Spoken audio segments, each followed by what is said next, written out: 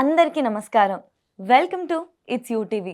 ప్రస్తుతం మనతో పాటు ఉన్నారు ప్రముఖ ఆధ్యాత్మికవేత్త, జ్యోతిష్య పండితులు, అమ్మవారి సేవకులు, దత్తాత్రేయ స్వామి గణపతి ఉపాసకులు మురళీధర్ శర్మ గారు. గురుగారితో మాట్లాడి 2026లో శ్రీ పరాభవనామ సంవత్సరంలో ద్వాదశ రాసుల వారికి కూడా ఏ విధంగా ఉండబోతుందో తెలుసుకుందాం. నమస్కారం గురుగారు. మహాదేవ శ్రీమాత్రే నమః.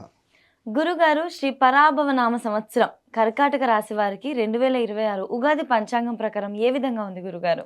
ముందుగా మన ప్రేక్షకులకు అందరికీ కూడా శ్రీ పరాభవనామ సంవత్సర శుభ ఆశీస్సులు, ఉగాది శుభాకాంక్షలు. అందరికీ కూడా శ్రీ రాముల వారి యొక్క ఆశీస్సులు ఎల్లవేళలా, అదేవిధంగా పర్వతవర్ధిని సమేత రాజరాజేశ్వర స్వామి ఆశీస్సులు ఎల్లవేళలా మీకు ఉండాలని చెప్పి మనస్ఫూర్తిగా కోరుకుంటూ, శ్రీ పరాభవనామ సంవత్సరాన్ని పురస్కరించుకొని మరి కర్కాటక రాశి వారికి ఈ 2026 మనకు ఏ విధంగా ఉండబోతున్నది అనేటువంటి విషయాలను తెలుసుకునే భాగంగా, కర్కాటక రాశి వారు అనగానే కొంత భావోద్వేగాలకు అధికంగా గురయ్యేటువంటి వారు. తల్లి అన్న, తండ్రి అన్న, చెల్లె అన్న ఎక్కువగా కనెక్ట్ అయి ఉంటారు. డబ్బు చూడగానే సంతోషపడిపోతారు. డబ్బు ఒకవేళ వీరి బ్యాంకులో వచ్చిన, అకౌంట్లోకి వచ్చిన డబ్బు వీరికి ఇచ్చిన షివరింగ్ అయిపోతుంది. కొంచెం తెలియని ఏదో షివరింగ్ కొంచెం అట్లా ఉంటుంది. అదేవిధంగా చంచలమైన మనస్తత్వం ఉంటుంది. ఇప్పుడు ఒకసారి మళ్ళీ ఒకసారి ఇట్లా చంచలమైన మనస్తత్వము, తొందరగా పనులు కావాలని కానీ స్పీడ్గా ఉండేటువంటి పరిస్థితి ఉంటుంది కొంచెం. అయితే ఎవరైతే కర్కాటక రాశి వారు ఉన్నారో, మరి కర్కాటక రాశి వారికి 2022 ఆగస్టు నుంచి 2024 సుమారుగా ఆగస్టు వరకు కూడా వ్యవస్థ బాగాలేదు. వివాహాలు జరగడం కానీ, బాగాలేదని వివాహాలు జరగడము అంటే చెప్తా విషయం.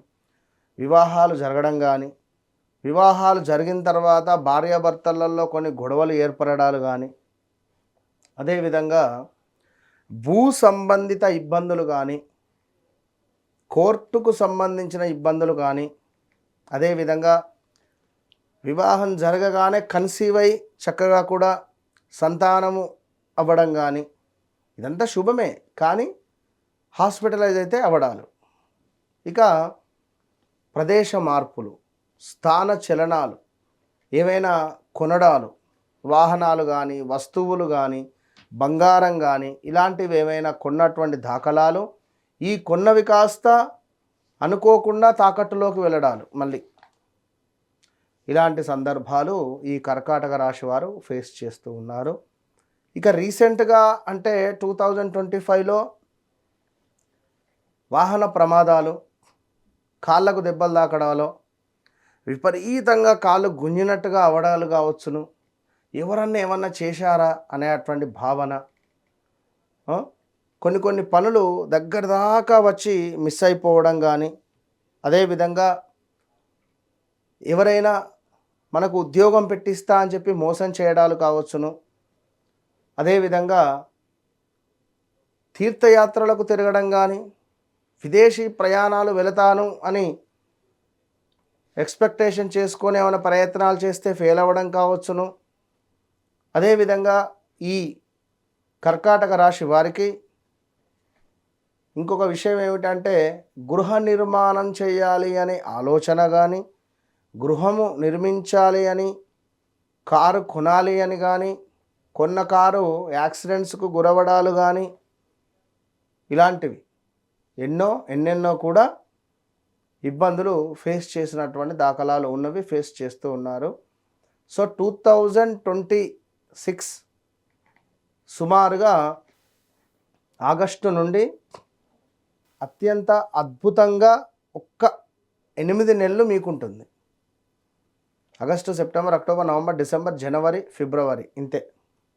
ఈ టైంలో చాలా అంటే చాలా మంచి పొజిషన్కు వెళ్ళే పరిస్థితి ఉంటుంది. వివాహం కాని వారికి వివాహం జరిగే పరిస్థితి ఉంటుంది. సంతానం కాని వారికి సంతానం ఏర్పడే పరిస్థితి ఉంటుంది. గృహ నిర్మాణ అవకాశాలు, గృహ ప్రవేశం చేసే అటువంటి యోగము, విదేశీ ప్రయాణం చేసే అటువంటి యోగము, ఇంట్లో ఉండే అటువంటి పిల్లలకు కర్కాటక రాశికి సంబంధించింది తల్లిదో తండ్రిదో ఉంది. వీరి పిల్లలకు ఉద్యోగం రావడం కానీ, వారి పిల్లలకు వివాహం సెటిల్ అవ్వడం కానీ, వారి పిల్లలు విదేశాలకు వెళ్ళడం కానీ, ఈ పిల్లలు సెటిల్ అవ్వడం కానీ ఇలాంటివి కూడా జరుగుతాయి. ఒక కర్కాటక రాశి అనగానే కర్కాటక రాశి వారికే కాదు, కర్కాటక రాశికి సంబంధించిన పిల్లలకు కూడా బాగానే ఉంటుంది. కనుక గత కొన్ని రోజుల నుండి వివాహ ప్రయత్నాలు చేస్తూ ఉన్న, సంతాన ప్రయత్నాలు చేస్తూ ఉన్న ఐవీఎఫ్ రిలేటెడ్ గత 9 ఏళ్ళు అయింది, 5 ఏళ్ళు అయింది, 8 ఏళ్ళు అయింది, 6 సంవత్సరాలు అయింది, మాకు సంతానం అవటం లేదు అని అనుకునేటువంటి వారికి ఈ 2026 ఒక గొప్ప అవకాశం. తప్పకుండా మీకు సంతాన యోగం ఏర్పడే పరిస్థితి ఉన్నది. తప్పకుండా ఐవీఎఫ్ రిలేటెడ్ మీరు ట్రీట్మెంట్కు ముందుకు వెళ్ళండి, వారు డాక్టర్ను సంప్రదించండి. యోగం ఉంది. ఇప్పుడు యోగం లేనప్పుడు వెళ్ళి ఆపరేషన్స్ చేయించుకొని మాకు కాలేదు అని అంటే మాత్రం ఇబ్బంది. ఇప్పుడు యోగం ఉంది, ఈ టైంలో సంతానం కలిగే పరిస్థితి ఉంది కనుక మూవ్ కావచ్చు. ఇక ఒక గొప్ప విషయం ఏమిటి అంటే, స్థిరాస్తులు ఎప్పుడో ఎక్కడో 2-3 సంవత్సరాల క్రితం ల్యాండ్ కొని పారేసినాం అనుకుంటే అది డబల్ రేట్ అవ్వడం, తండ్రికి సంబంధించింది ఆస్తి లావాదేవీలు ఏదో వెతకంగా వీళ్ళ పేరు పైన భూమి పట్ట, లైక్ ఆ పాస్బుక్లో పేరు ఎక్కడాలు, అరే నీ పేరు మీద భూమి వచ్చింది ఉన్నది ఇక్కడ ధరణిలో, నువ్వు రా వచ్చి ఇవన్నీ చేసుకో అనడం కానీ, భూమికి సంబంధించిన లాభాలు ఏదో ఒకటి వీరికైతే లభించబోతుంది. అది వీరిదా, వీరి తండ్రి గారిదా, లేదా మాకు సంబంధించింది పొత్తుల్లో ఉంది అనుకున్న ఎవరిది వారికి పంచుకునే అవకాశాలు ఉంటాయి.